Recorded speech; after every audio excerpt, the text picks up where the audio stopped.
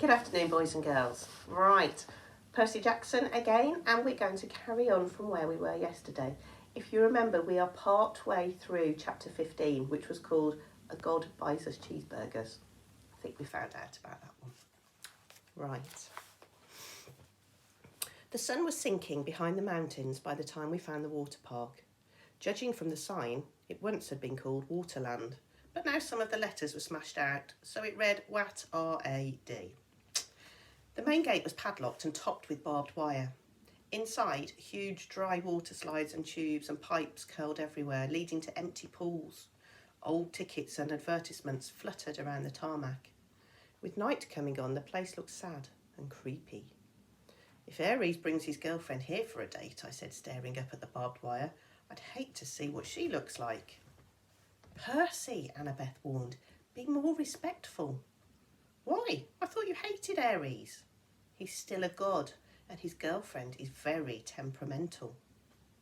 You don't want to insult her looks, Grover added. Who is she? Echidna?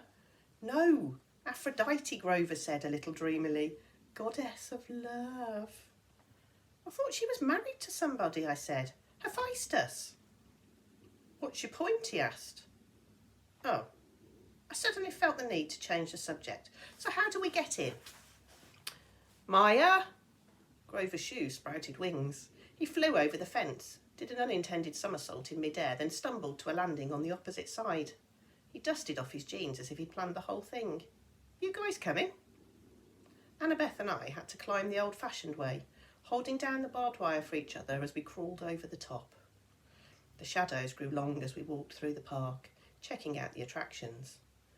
There was Ankle Biter Island, Head Over Wedgie, and Dude, where's my swimsuit? No monsters came to get us. Nothing made the slightest noise. We found a souvenir shop that had been left open. Merchandise still lined the shelves. Snow globes, pencils, postcards, and racks of clothes, Annabeth said. Fresh clothes. Yeah, I said, but you can't just watch me. She snatched an entire row of stuff off the racks and disappeared into the changing room. A few minutes later, she came out in Waterland flower print shorts, a big red Waterland t-shirt, and commemorative Waterland surf shoes. A Waterland backpack was slung over her shoulder, obviously stuffed with more goodies. What the heck? Grover shrugged. Soon, all three of us were decked out like walking advertisements for the defunct theme park. We continued searching for the Tunnel of Love. I got the feeling that the whole park was holding its breath. So Ares and Aphrodite, I said, to keep my mind off the growing dark. They have a thing going? That's old gossip, Percy, Annabeth told me. 3,000-year-old gossip. What about Aphrodite's husband? Well, you know, she said, Hephaestus, the blacksmith. He was crippled when he was a baby, thrown off Mount Olympus by Zeus, so he isn't exactly handsome. Clever with his hands and all, but Aphrodite isn't into brains and talent, you know. She likes bikers. Whatever. Hephaestus knows? Oh, sure, Annabeth said. He caught them together once. I mean, literally, caught them, in a golden net, and invited all the gods to come and laugh at them. Hephaestus is always trying to embarrass them. That's why they meet in out-of-the-way places like... She stopped, looking straight ahead, like that.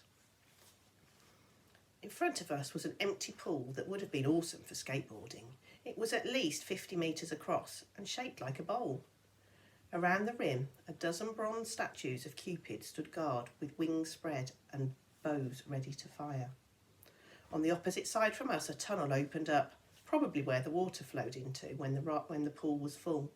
The sign above it read, Thrill Rider Love. This is not your parents' tunnel of love. Grover crept towards the edge. Guys, look! Marooned at the bottom of the pool was a pink and white two-seater boat with a canopy over the top and little hearts painted all over it. In the left seat, glinting in the fading light, was Ares' shield, a polished circle of bronze. This is too easy, I said, so we just walk down there and get it. Annabeth ran her fingers along the base of the nearest Cupid statue. There's a Greek letter carved here, she said. Eta. I wonder. Grover, I said, you smell any monsters? He sniffed the wind. Nothing. Nothing like in the arch and you didn't smell echidna nothing, or really nothing. Grover looked hurt. I told you, that was underground. Okay, I'm sorry. I took a deep breath. I'm going down there. I'll go with you. Grover didn't sound too enthusiastic, but I got the feeling he was trying to make up for what had happened in St. Louis. No, I told him, I want you to stay up top with the flying shoes. You're the Red Baron, remember? I'll be counting on you for backup in case something goes wrong. Grover puffed up his chest a little. Sure, but what could go wrong? I don't know. Just a feeling. Annabeth, come with me. Are you kidding? She looked at me as if I'd just dropped from the moon. Her cheeks were bright red. What's the problem now? I demanded. Me? Go with you to the thrill ride of love? How embarrassing is that? What if somebody saw me? Who's going to see you? But my face was burning now too. Leave it to a girl to make everything complicated. Fine, I told her. I'll do it myself. But when I started down the side of the pool, she followed me, muttering about how boys always mess things up. We reached the boat. The shield was propped on one seat, and next to it was a lady's silk scarf. I tried to imagine Ares and Aphrodite here, a couple of gods meeting in a junked-out amusement park ride. Why? Then I noticed something I hadn't seen from up top. Mirrors all the way around the rim of the pool facing this spot. We could see ourselves no matter which direction we looked. That must be it. While Ares and Aphrodite were smooching with each other, they could look at their favourite people, themselves. I picked up the scarf. It shimmered pink and the perfume was indescribable. Rose or mountain laurel. Something good. I smiled, a little dreamy, and was about to rub the scarf against my cheek when Annabeth ripped it out of my hand and stuffed it in her pocket. Oh, no, you don't. Stay away from that love magic. What? Just get the shield, seaweed brain, and let's get out of here. The moment I touched the shield, I knew we were in trouble. My hand broke through something that had been connecting it to the dashboard. A cobweb, I thought. But then I looked at a strand of it on my palm and saw it was some kind of metal filament, so fine it was almost invisible. A tripwire. Wait, Annabeth said, too late. There's another Greek letter on the side of the boat, another eater. This is a trap. Noise erupted all around us, of a million gears grinding as if the whole pool were turning into one giant machine. Grover yelled, "Guys!" Up on the rim, the Cupid statues were drawing their bows into firing position. Before I could suggest taking cover, they shot. But not at us. They fired at each other across the rim of the pool. Silky cables trailed from the arrows, arcing over the pool and anchoring where they landed to form a huge golden asterisk. Then smaller metallic threads started weaving together magically between the main strands, making a net. We have to get out, I said. Duh, Annabeth said. I grabbed a shield and we ran, but going up the slope of the pool was not as easy as going down. Come on, Grover shouted. He was trying to hold open a section of the net for us, but wherever he touched it, the golden thread started to wrap around his hands. The Cupid's heads popped open. Out came video cameras. Spotlights rose up all around the pool, blinding us with illumination, and a loudspeaker voice boomed, "Live to Olympus in 1 minute. 59 seconds. 58. Hephaestus, Annabeth screamed. I'm so stupid. Eta is H. He made this trap to catch his wife with Ares. Now we're going to be broadcast live to Olympus and look like absolute fools. We'd almost made it to the rim when the row of mirrors opened like hatches and thousands of tiny metallic things poured out. Annabeth screamed. It was an army of wind-up creepy crawlies, bronze gear bodies, spindly legs, little pincer mouths, all scuttling towards us in a wave of clacking, whirring metal. Spiders, Annabeth said. Ah! I'd never seen her like this before. She fell backwards in terror and almost got overwhelmed by the spider robots before I pulled her up and dragged her back towards the boat. The things were coming out from all around the rim now, millions of them, flooding towards the centre of the pool, completely surrounding us. I told myself they probably weren't programmed to kill, just corral us and bite us and make us look stupid. Then again, this was a trap meant for gods, and we weren't gods. Annabeth and I climbed into the boat. I started kicking away the spiders as they swarmed aboard. I yelled at Annabeth to help me, but she was too paralysed to do much more than scream. 30, 29, called the loudspeaker. The spiders started spitting out strands of metal thread, trying to tie us down. The strands were easy enough to break at first, but there were so many of them, and the spiders just kept coming. I kicked one away from Annabeth's leg, and its pincers took a chunk out of my new surf shoe. Grover hovered above the pool in his flying trainers, trying to pull the net loose, but it wouldn't budge. Think, I told myself. Think. The Tunnel of Love entrance was under the net. We could use it as an exit, except that it was blocked by a million robot spiders. 15, 14, the loudspeaker called. Water, I thought. Where does the ride's water come from? Then I saw them, huge water pipes behind the mirrors, where the spiders had come from. And up above the net, next to one of the cupids, a glass-windowed booth that must be the controller's station. Grover, I yelled, get into that booth. Find the on switch. But do it. It was a crazy hope, but it was our only chance. The spiders were all over the prow of the boat now. Annabeth was screaming her head off. I had to get us out of here. Grover was in the controller's booth now, slamming away at the buttons. 5, 4... Grover looked up at me hopelessly, raising his hands. He was letting me know that he'd pushed every button, but still nothing was happening. I closed my eyes and thought about waves, rushing water, the Mississippi River. I felt a familiar tug in my gut.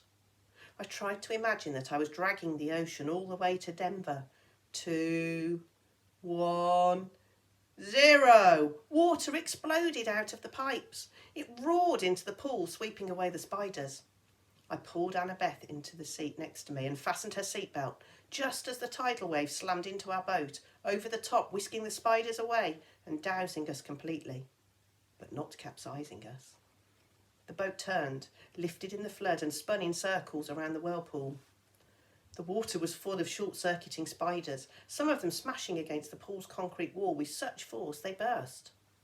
Spotlights glared down at us. The Cupid cams were rolling, live to Olympus. But I could only concentrate on controlling the boat. I willed it to ride the current, to keep away from the wall. Maybe it was my imagination, but the boat seemed to respond. At least it didn't break into a million pieces. We spun around one last time, the water level now almost high enough to shred us against the metal net. Then the boat's nose turned towards the tunnel and we rocketed through into the darkness. Annabeth and I held tight, both of us screaming as the boat shot curls and hugged corners and took 45-degree plunges past pictures of Romeo and Juliet and a bunch of other Valentine's Day stuff. Then we were out of the tunnel, the night air whistling through our hair as the boat barrelled straight towards the exit. If the ride had been in working order, we would have sailed off a ramp between the golden gates of love and splashed down safely in the exit pool. But there was a problem. The gates of love were chained. But the two boats that had been washed out of the tunnel before us were now piled against the barricade, one submerged, the other cracked in half. Unfasten your seatbelt, I yelled to Annabeth. Are you crazy? Unless you want to get smashed to death. I strapped Ares' shield to my arm. We're going to have to jump for it. My idea was simple and insane. As the boat struck, we would use its force like a springboard to jump the gate. I'd heard of people surviving car crashes that way, getting thrown 10 or 15 metres away from an accident. With luck, we would land in the pool. Annabeth seemed to understand. She gripped my hand as the gates got closer. When I say, I said. No. When I say, go. What? Simple physics, she yelled. 4 times the trajectory angle. Fine, I shouted, when you say go. She hesitated, then yelled, now! Crack. Annabeth was right. If we jumped when I thought we should have, we would have crashed into the gates. She got us maximum lift. Unfortunately, that was a little more than we needed. Our boat smashed into the pile-up and we were thrown into the air, straight over the gates, over the pool and down towards solid tarmac. Something grabbed me from behind. Annabeth yelled, ouch! Grover. In mid-air, he'd grabbed me by the shirt and Annabeth by the arm and was trying to pull us out of a crash landing. But Annabeth and I had all the momentum. You're too heavy, Grover said. We're going down. We spiralled towards the ground, Grover doing his best to slow the fall. We smashed into a photo board, Grover's head going straight into the hole where tourists would put their faces, pretending to be Nunu the friendly whale. Annabeth and I tumbled to the ground, banged up but alive. Aries' shield was still on my arm. Once we caught our breath, Annabeth and I got Grover out of the photo board and thanked him for saving our lives. I looked back at the thrill ride of love. The water was subsiding. Our boat had been smashed to pieces against the gates. 100 metres away at the entrance pool, the Cupids were still filming. The statues had swivelled so that their cameras were trained straight on us, the spotlights in our faces. Show's over, I yelled. Thank you. Good night. The Cupids turned back to their original positions. The lights shut off. The park went quiet and dark again, except for the gentle trickle of water into the thrill ride of love's exit pool. I wondered if Olympus had gone to a commercial break or if our ratings had been any good. I hated being teased. I hated being tricked. And I had plenty of experience handling bullies who liked to do that stuff to me. I hefted the shield on my arm and turned to my friends. We need to have a little talk with Aries. Right. I'm going to start chapter 16. I'm not quite sure how far we'll get today, though. Okay, chapter 16 is called We Take a Zebra to Vegas. The war god was waiting for us in the diner parking lot.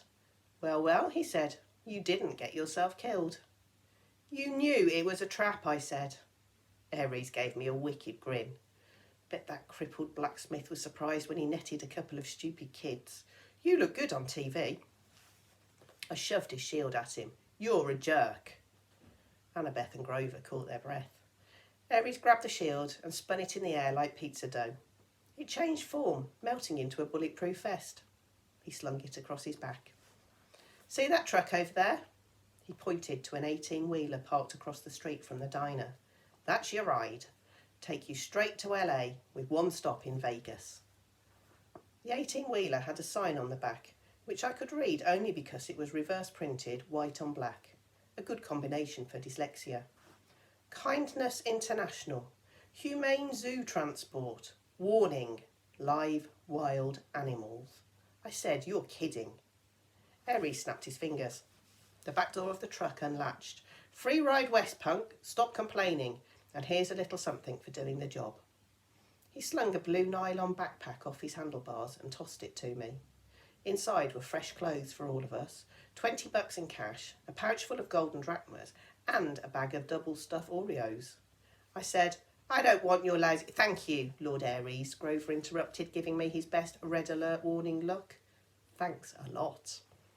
I gritted my teeth. It was probably a deadly insult to refuse something from a god, but I didn't want anything that Aries had touched. Reluctantly, I slung the backpack over my shoulder. I knew my anger was being caused by the war god's presence, but I was still itching to punch him in the nose. He reminded me of every bully I'd ever faced. Nancy Bobo Fit, Clarisse, Smelly Gabe, sarcastic teachers, every jerk who'd called me stupid in school or laughed at me when I'd got expelled.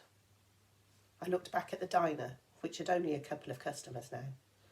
The waitress who'd served us dinner was watching nervously out the window, like she was afraid Aries might hurt us. She dragged the cook out from the kitchen to see. She said something to him. He nodded, held up a little disposable camera and snapped a picture of us.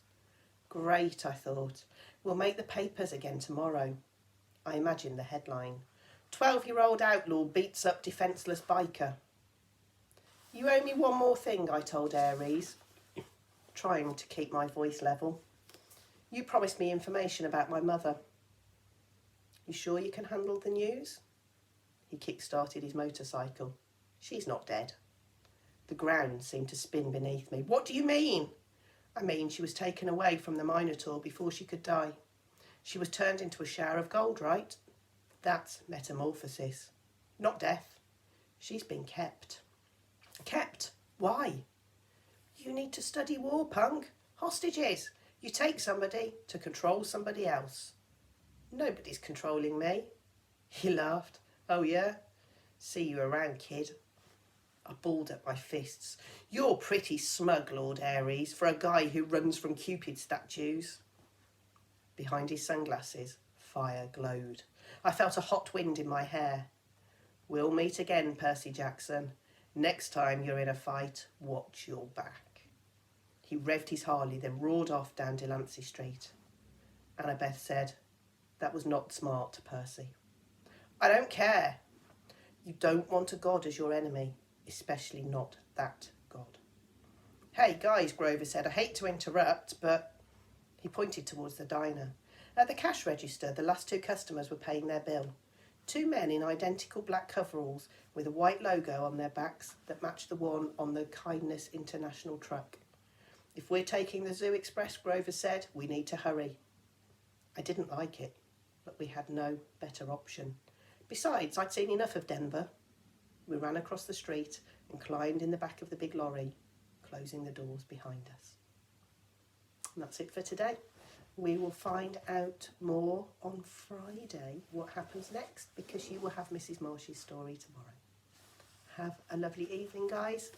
See you again soon. Bye.